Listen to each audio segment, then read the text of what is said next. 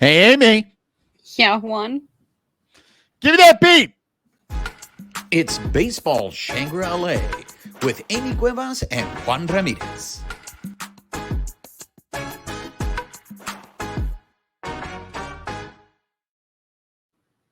What's up, party people? She is Amy Cuevas. I am Juan Ramirez. You are listening or watching Baseball Shangri-La. If you are listening to us on the audio portion, please make sure you're subscribed to the podcast.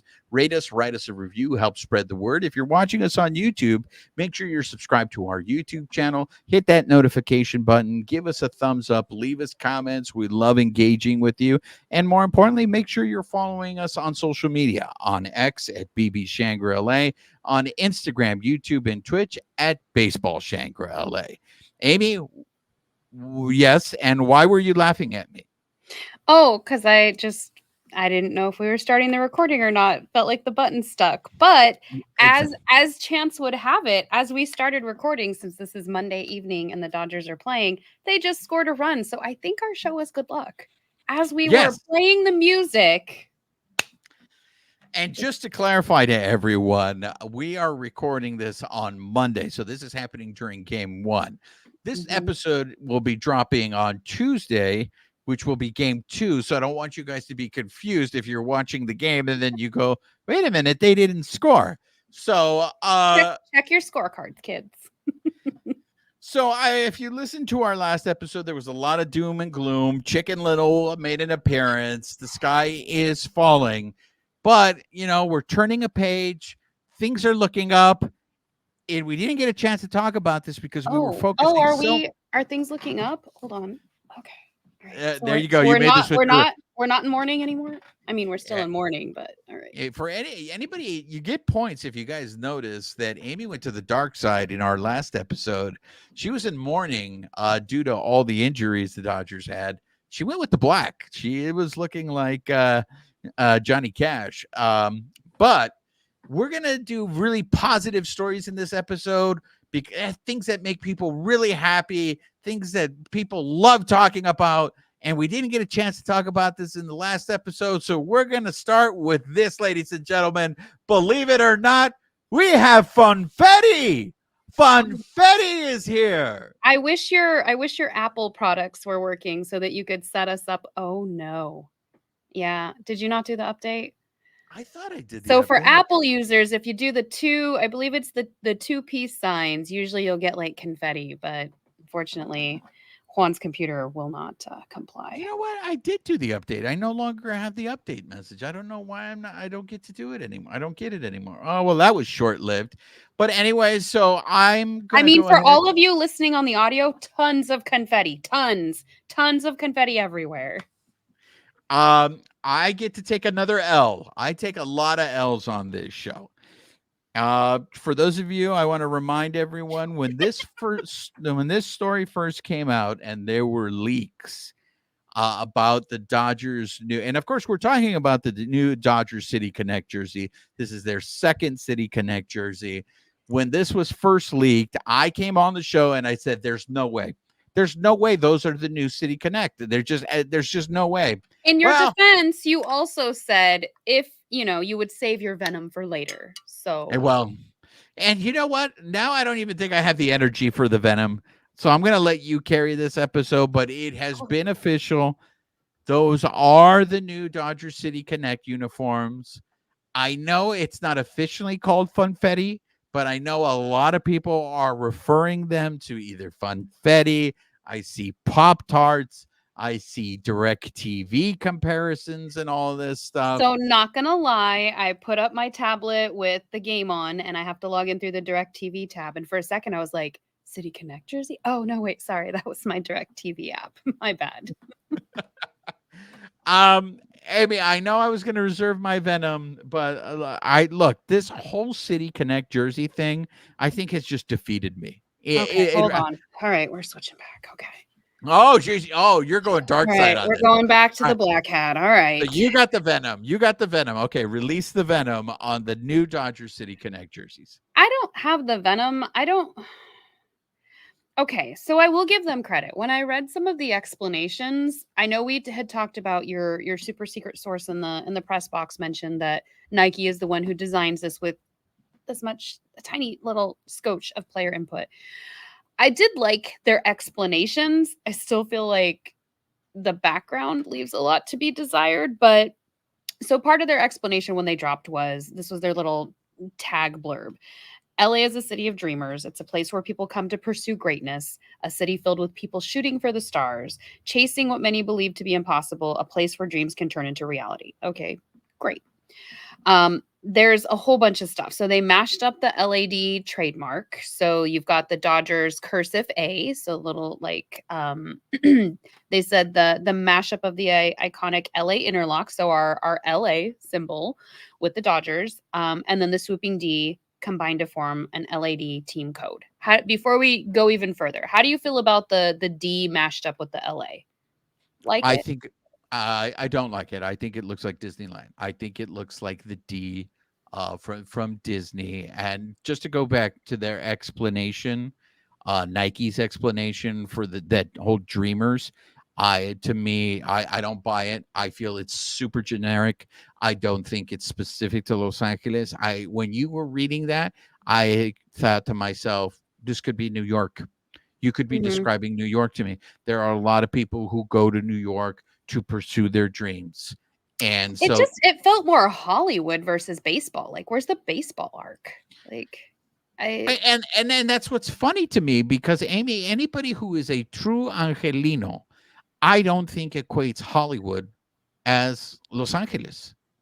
Like to me, it's the tourists. It's the people like you want to tell on yourself that you are not from Los Angeles, that you're not an Angelino. Talk about Hollywood.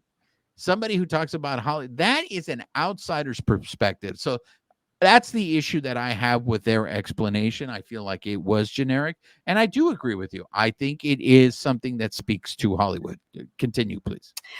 So the LA chest logo, which we were just referring to, the one that people are kind of comparing to the Direct TV logo, they said that that typeface was inspired by signage at the LA Memorial Coliseum, our original home in LA, while the contrail, so the swoop in the middle of the Los Angeles, and upward trajectory speak to our city's pursuit of the beyond. So again, the words, I love the words. I love the throwback. Yes, let's have a throwback to the LA Coliseum, but in just seeing those words on there, is that something like when you saw the jersey aside from the Funfetti, were you like, LA Coliseum, our Yeah. first home? And that's the problem that I have with a lot of this design. None of it speaks Los Angeles to me. Yeah. Like I said, the D and the way they did it speaks to me Disney, which is Anaheim. That's not Los Hmm. Angeles. Hmm. And I know you're going to explain some of the other things, but yeah, the Los Angeles across it just none of that uniform to me speaks of Los Angeles, and it's just I think we're the only team to have two City Connect jerseys, and I feel the Dodgers not, and let's be fair, it's not the Dodgers. Nike has dropped the ball on both of them, and they have completely soured me on the whole City Connect. And I know you and I have had this conversation on just go back to your uniforms and just give me Or the someone even players said, weekend. go Give me to the the players Brooklyn one. weekend jersey. Or I want Players Weekend, but if not, go to Brooklyn. And then other people were like, well, you can't go to Brooklyn if it's City Connect. Yeah, Let's see and if that's we a fair can. argument. I All think that's right, a fair argument. let's see if I can work my tech magic. I hope I don't share everything that I have on this screen. Oh my gosh, did I do it? Because I can't see it on my side. Are you able to see the jersey?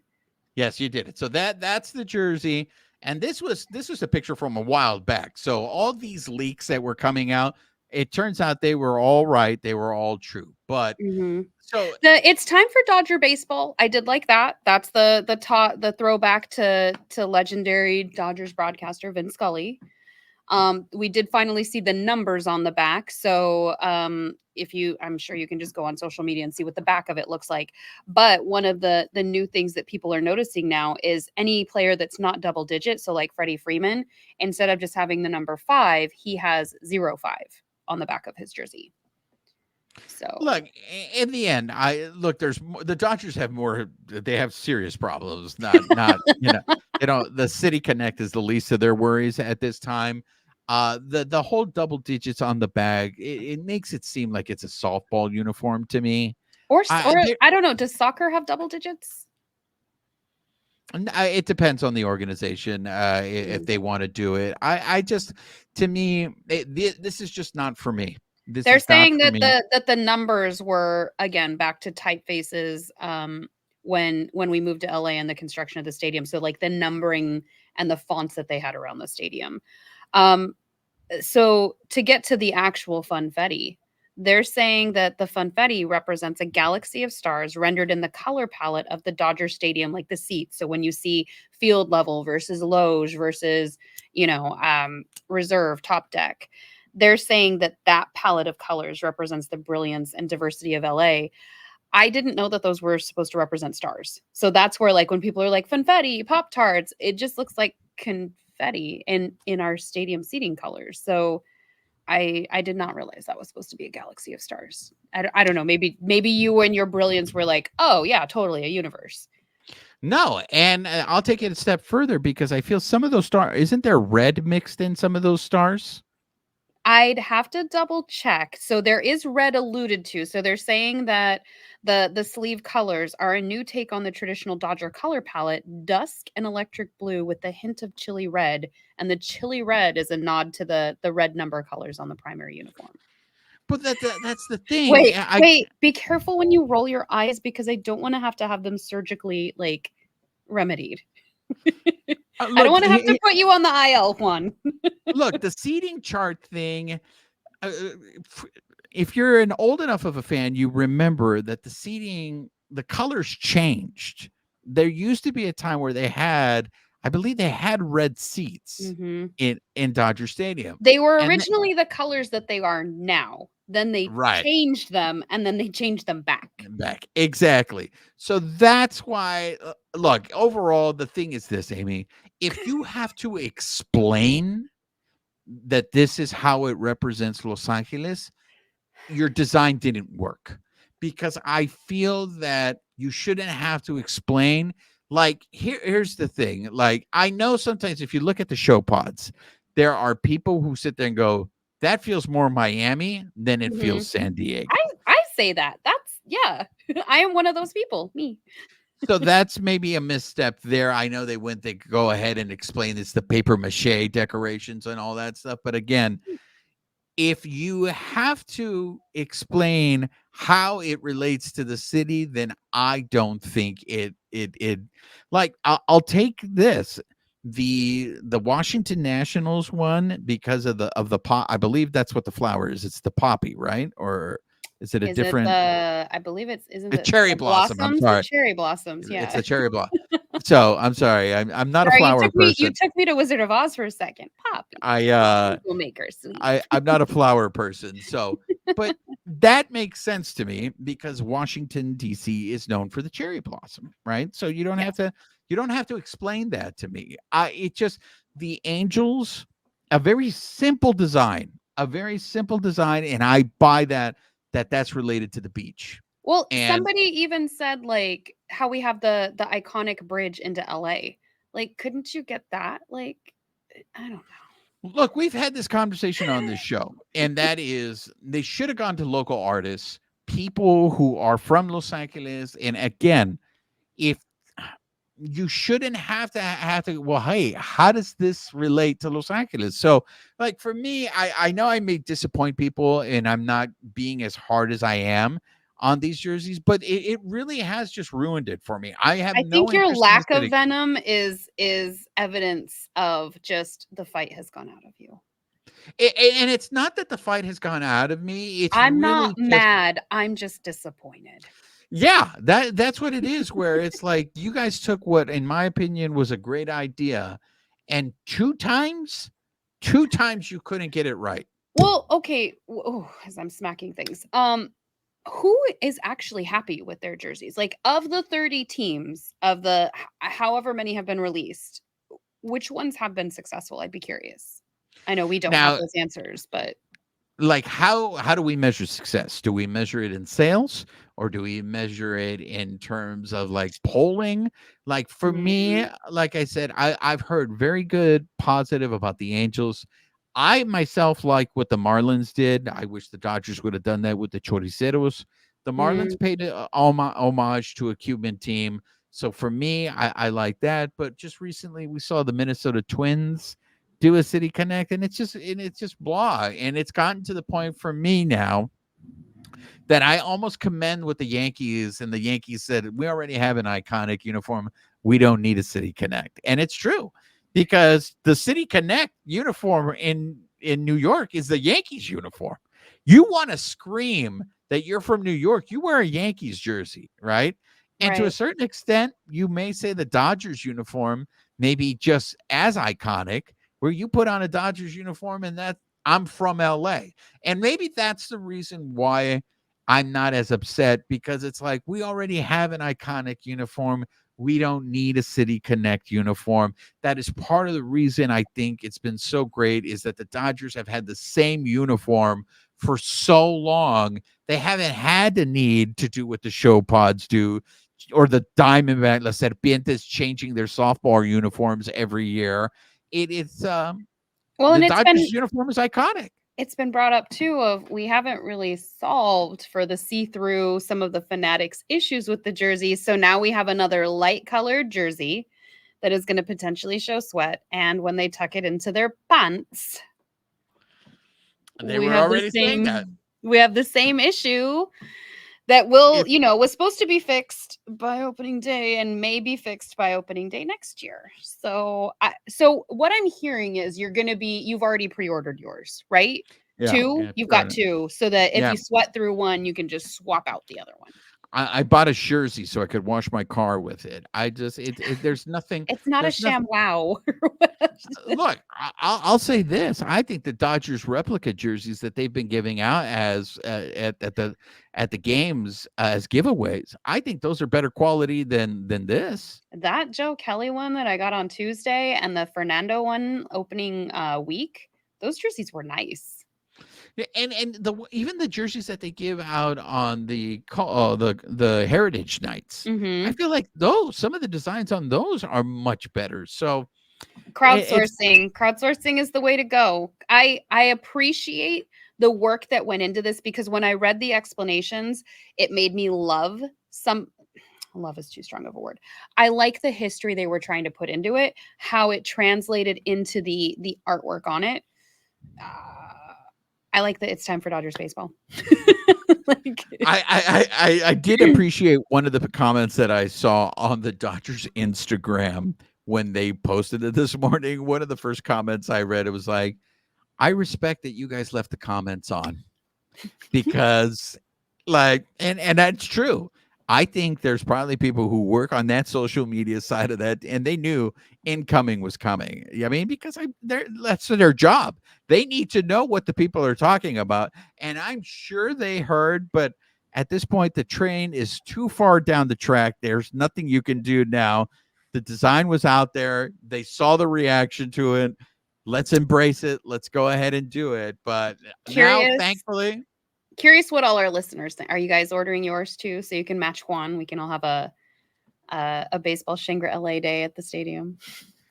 I was going to sit there and say to you, Amy, well, now we don't have to talk about this anymore. But I know the first time they wear these, we're going to talk about this again, because everybody's going to be commenting about, oh my gosh, they look horrible and Well, stuff like that. we can pinky promise right now. We don't have to. Wait, hold on. Which screen are you on? Here we go.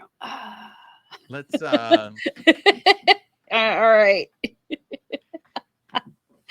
we have to talk about it. We don't run away from topics here. Speaking of that, we just got our first update on the All-Star voting. Amy, do you want to let the people know what's going on with the All-Star voting? So I got two sets of information. I got the message that you sent me that showed like the first top six. So obviously Aaron Judge, Juan Soto, Bryce Harper, Mookie Betts, Alec Boehm, and then Shohei Ohtani. So right now for the National League, DH that's leading is Shohei. At shortstop is Mookie Betts. Obviously he won't be able to play. But they did also release a list of where the Dodgers players stand right now in the voting. So as of right now, Freddie is second in voting at first base. Will Smith is third for catcher, which he's so underrated. Muncy is fourth for third base, which again, judging where he's at, he may or may not be able to play in that game if he gets bumped somehow. Lux is 5th at second base. Teoscar is 4th in outfield. Jay is 10th in outfield. Maybe he'll move up that list. And then Pages is 14th. So that's where our guys sit right now. I will say this. What I want to talk about is a couple of surprises, so to speak, in the All-Star voting for me. And I'm curious to see if Were you surprised Aaron Judge was in first? No, Sorry, that was sarcasm for anybody who didn't know. I wasn't surprised. What I was surprised in regards to that is that Shohei Ohtani was 6th. I was too. Everything I have been told is that Shohei Ohtani is the face of Major League Baseball. And if that is true, he shouldn't be 6th in All-Star voting. Like, for me, it is almost like I don't think we give Aaron Judge enough credit. Like, Aaron Judge is a fantastic Major League Baseball player. And the stuff that he is doing, I don't know. Maybe it's because we cover the Dodgers and Shohei is shoved down our throats. But that's what, when I first saw that tweet, I was like, I was expecting Aaron Judge, maybe Shohei 2. Mm-hmm. Okay. Mm-hmm. But not 6, not to have Mookie ahead of Shohei, certainly not to have Alec Boehm ahead of Shohei. So no offense, Alec Boehm, I'm sure you're amazing. And as we speak right now, as I'm saying that Will Smith, who is 3rd in judging, is underrated, just hit a triple and got an RBI'd Shohei home. Just throwing that out there. So you were surprised as well about the Shohei. I was. That was the first thing that stood out. I was just like, wow, really? Like, so obviously I'm going to look for Dodgers players on that list first, and it's a short list, but it was like Mookie, then Shohei. Interesting, because as we know, like he gets a lot of airtime. We'll just say that. So to have him be 6th, it's interesting. So I guess we'll see how that shakes out.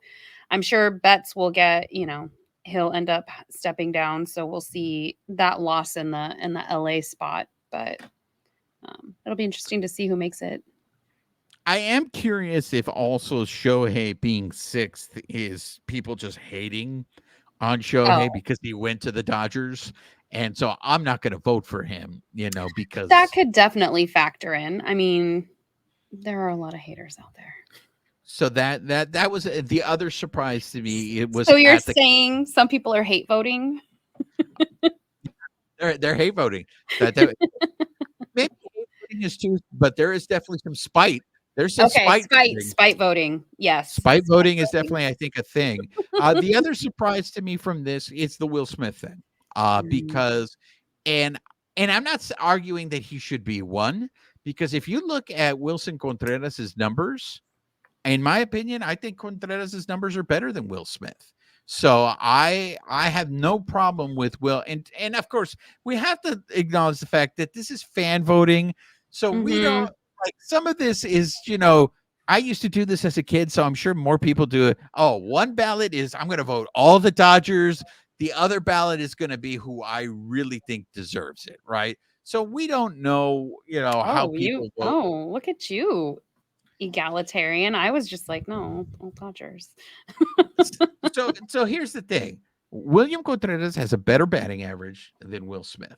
Will Smith has him beat in home runs, but Contreras has more RBIs than Will Smith, and he has more runs scored than Will Smith. Which was the case last year with All-Star voting as well. They were neck and neck, but I think, was it Contreras who was ahead of him last year as well, or was it Real Muto? No, it was the Braves catcher. The Braves catcher last year. Oh, Murphy.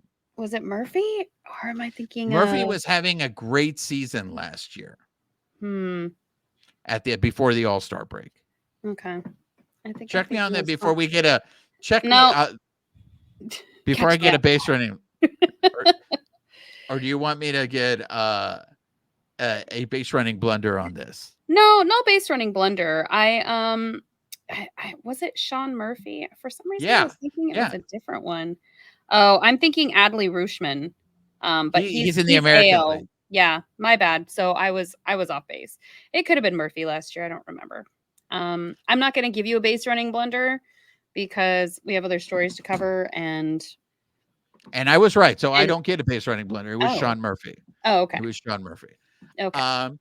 Where the surprise for me is JT Realmuto being 2. And Mhm. look, that to me is a reputation pick. He And has for a while, 558,624 votes right now. He's only I don't- beating Will Smith by about 700 or 800 votes at this point. based on just performance, Will Smith should be 2. But again, this is Realmuto. This is his reputation that he gets those votes. And look, and Phillies fans, we're assuming this is all Philadelphia Phillies fans stuffing the ballots, and maybe it's just Dodger fan is just can't be bothered with voting for the All-Star. But in the news being released in terms of the first round of voting, those were the surprises to me. Was where Ohtani stands overall and where Will Smith was at catcher. I I'm think not going to lie. I haven't voted as much as I should because every time I opt out of those emails, even when I vote, they opt me right back in. And I'm just like, I don't need more emails in my inbox. I said no. Are you being spiteful? Is this spite? Is that what you're doing? No, I have too much going on and I don't want another email in my inbox. Yeah, in terms of like other people who deserve it, I think Federico's going to have a tough battle with Bryce Harper playing first base. Mhm. So I'm not surprised by that. But other than that, Mookie, I mean, Mookie has such a huge lead over Trey Turner that I think Mookie still might end up being elected to the All-Star game, even though he's not going to play in it. But other than that, maybe Teoscar being 4th in the outfielders. Mhm. You can sit there and make an argument, but I mean, Well, I know people. he's got Profar, Yelich, and then Tatis Jr. ahead of him. So Look, Tatis Jr. is on a tear. I haven't Mhm. had a chance to look at Well, Yelich's numbers. and fans love him. So that I'm not shocked. He's 3rd right now. So Profar's 1st. And Profar's having a great season. Mhm. So if we're going by performance, Profar deserves it. And like Tatis has really heated up. Yelich is having a bounce back season. Like Yelich is hitting 333. He's got 6 home runs. He's got 31 RBIs. Now, Teoscar hasn't beaten home runs and RBIs. So you may have the argument there that maybe Teoscar deserves it over Yelich. Like I said, Profar is having a great season. Let's take a look at what Tatis is doing right now. You're gonna call him? Yeah, let's call him up right now let's get him on the line and be like, hey man, how you doing? How are things? He's hitting Everything okay? 272 right now. So 13 Yeah, home and runs, 80 hits. So right now, Teoscar actually, I think, has him beat. Well, Tatis hasn't beaten on the average side. Teoscar hasn't beat on home runs and RBIs. Yeah. And like Teoscar, the thing is, Teoscar has all these guys beat on home runs and RBIs. The thing is, they have him all beat on average. So, But there's still time not left. by too much. I mean, it is a lot. 257 to 272 for Tatis. Those are to me those are really the only one. And of course, we're not talking about pitchers. In terms of pitchers, obviously Tyler Glasnow will make the All-Star game representing the Dodgers on the pitching side. The question is, will Alex Vesia make the All-Star game? I mean, that's going to be a hard battle for him because he's a bullpen guy. So But he's having Glasnow over Stone, you think? I think so. If you look at Glasnow's strikeouts, it's just he's leading the league in strikeouts, and that's impressive. That's right. I forgot. And right now he has a better ERA, not by much, but he has a better ERA. It is. I mean, I think Stone is in the conversation, but he is a rookie, and it's all going to depend on competition. Yeah, because Glasnow has a solid 3 ERA, and Stone has a 301. Where do you stand on every team has to have a representative? Because we have to factor that in. So that takes up a spot. So I don't know. I can argue both sides. Like, why would I want to watch the All-Star game if I don't even have a player in it? But Exactly. at the Yeah. same time, it's the All-Star game. It's supposed to be the All-Stars. So, like, I guess whoever made the rules, what are the parameters? Are we really going for the best in the league, or are we going for every team gets a representative? Exactly. Yeah. So that's why I think it might be an uphill battle for guys like Alex Vesia and Gavin Stone, even though they may be worthy of being. But this is the first round. It's still very early. We still have about well, it's a little less than a month away.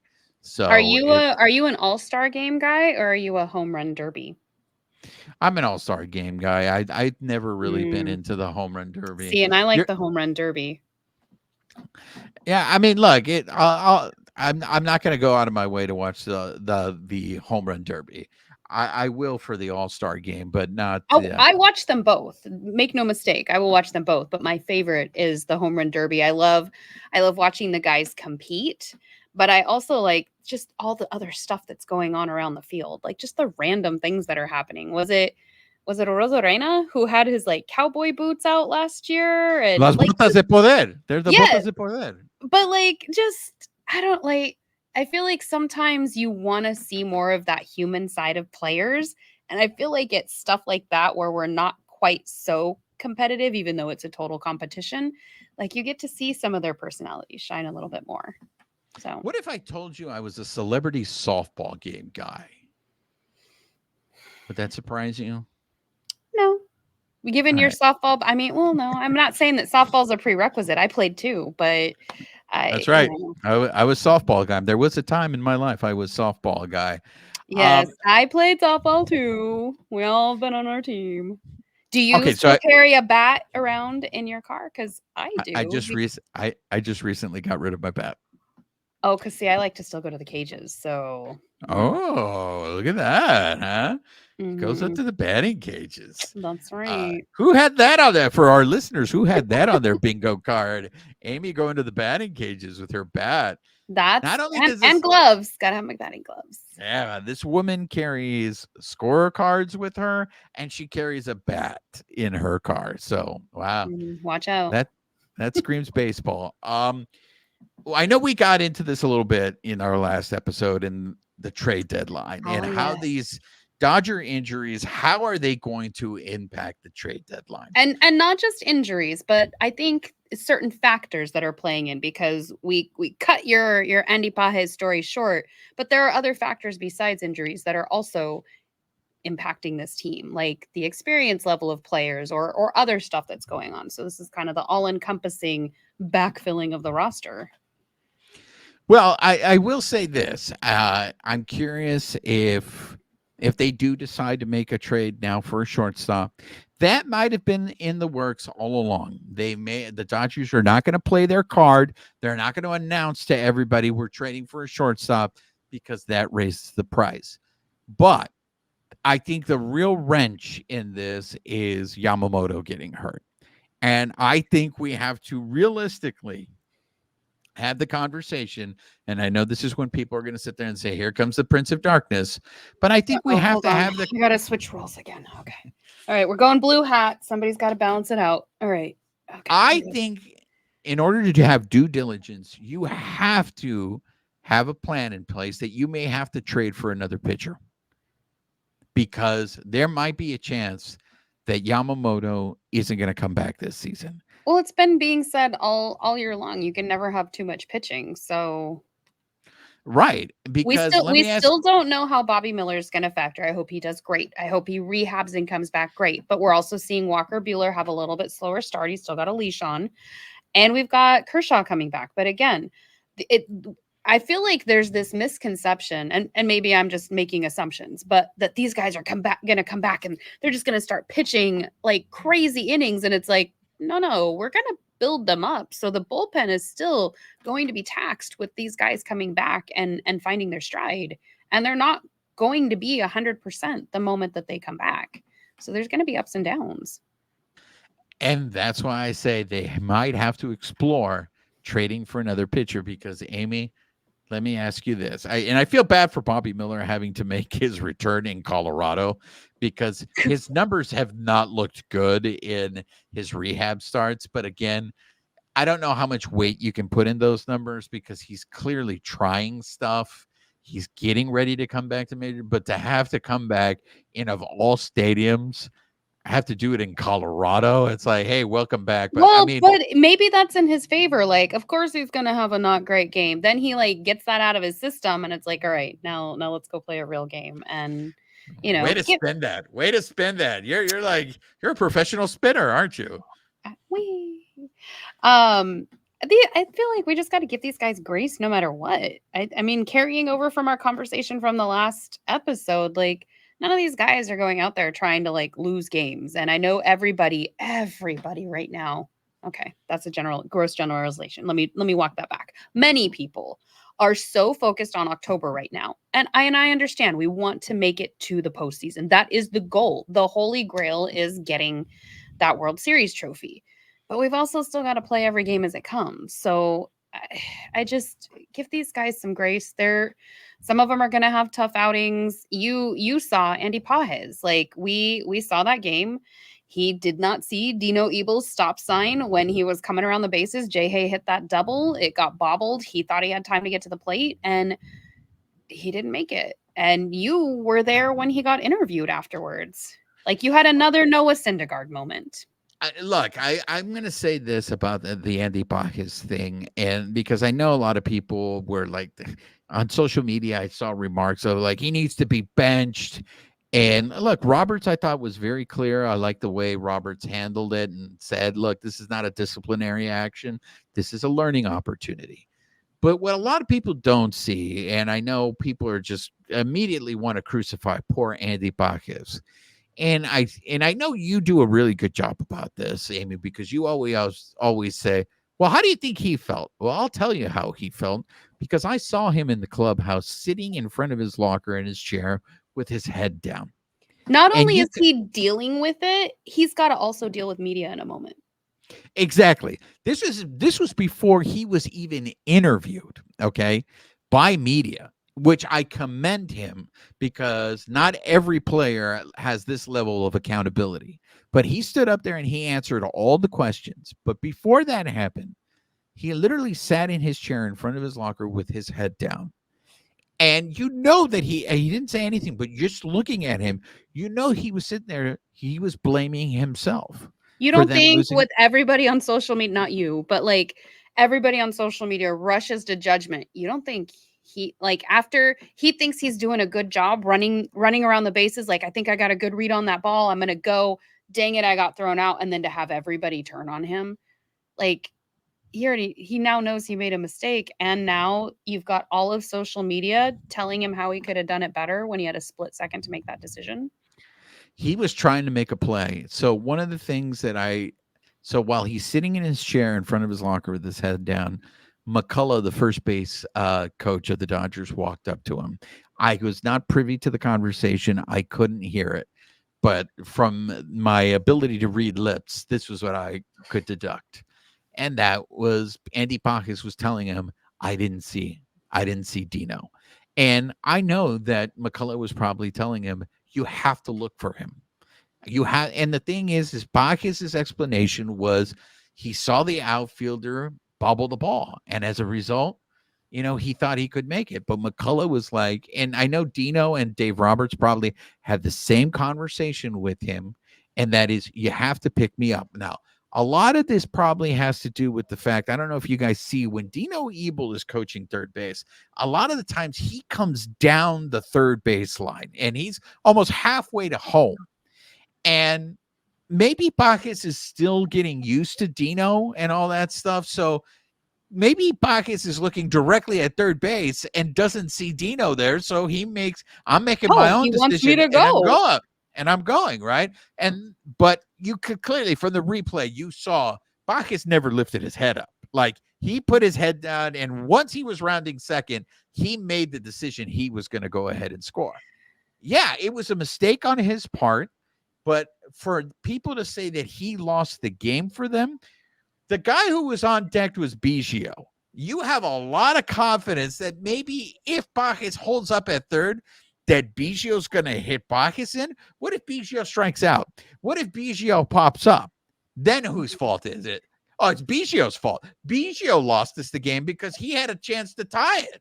But then that's like the judgment that goes into this, where it's like one person lost the game. It is a collective effort over 9 innings of opportunities, mistakes, capitalize, don't capitalize. I think the real measure of this is if he does it again, then yeah, that's a little frustrating. So clearly you didn't learn from that last mistake. But if we see a similar situation and now he is locked on to Dino the next time he comes through, teachable moment, and he learned. So like I don't know about you guys. I make mistakes. I'm human. It's our ability to learn from it. And I think this is the part where this is one of the things I loved about us starting this show together, was being able to see the humanity of the game, being able to tell stories, but also making sure that we give these guys the grace that they deserve, because they go out there day after day and grind.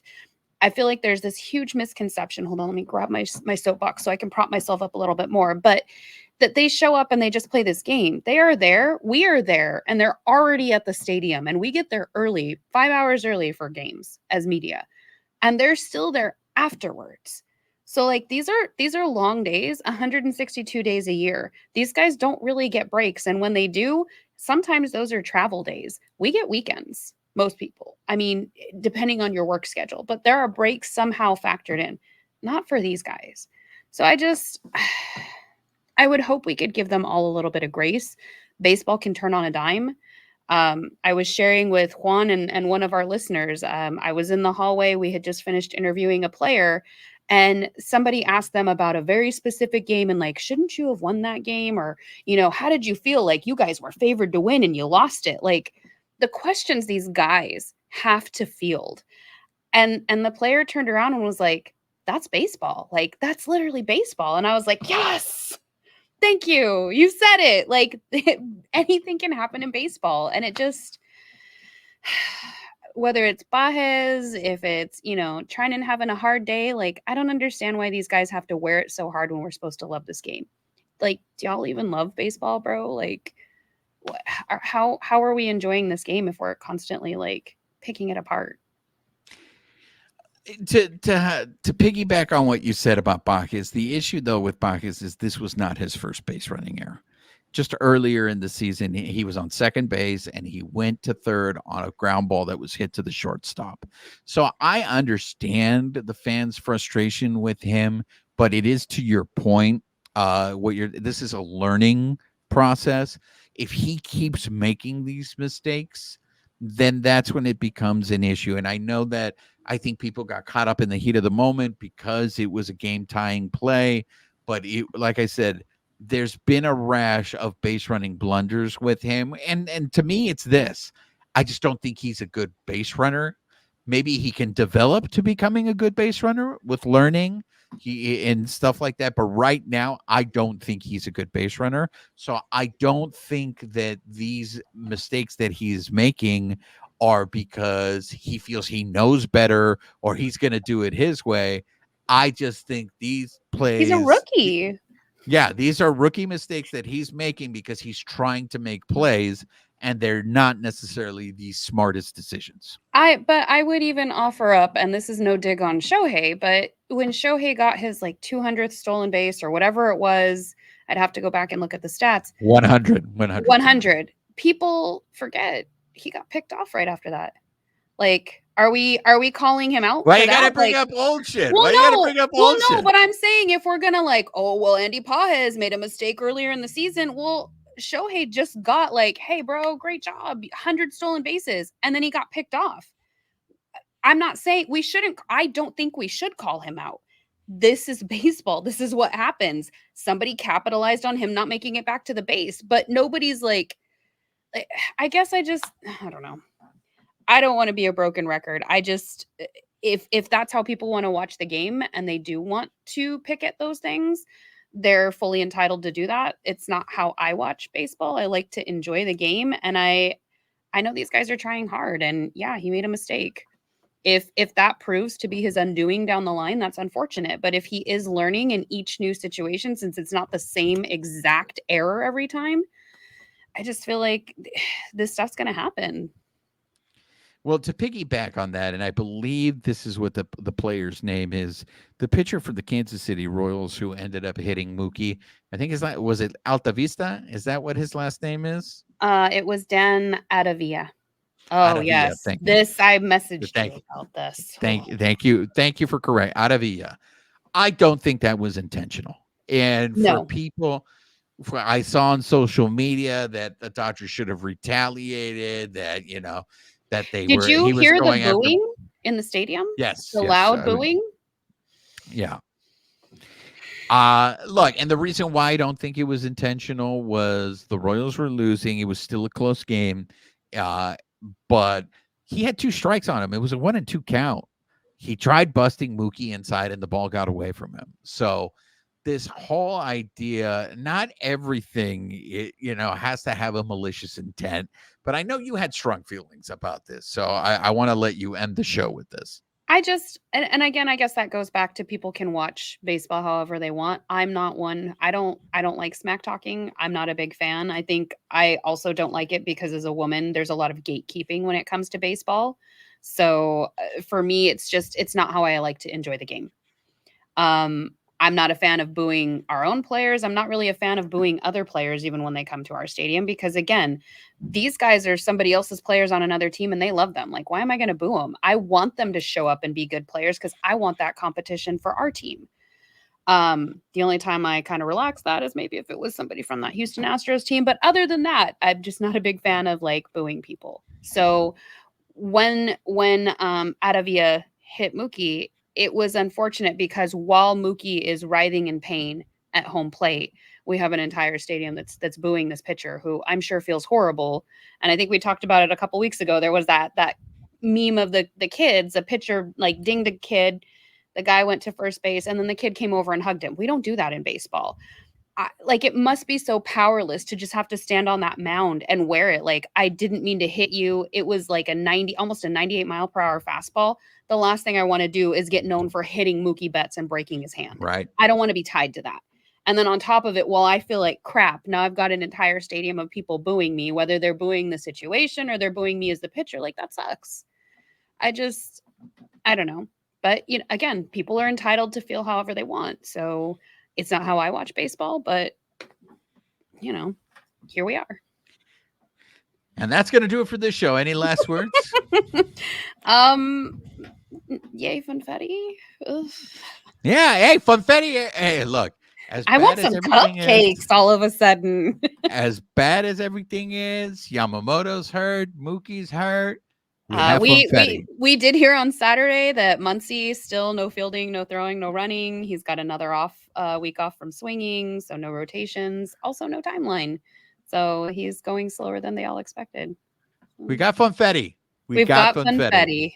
Look, we got Funfetti to feed our feelings, everybody. So that's going to do it for this episode.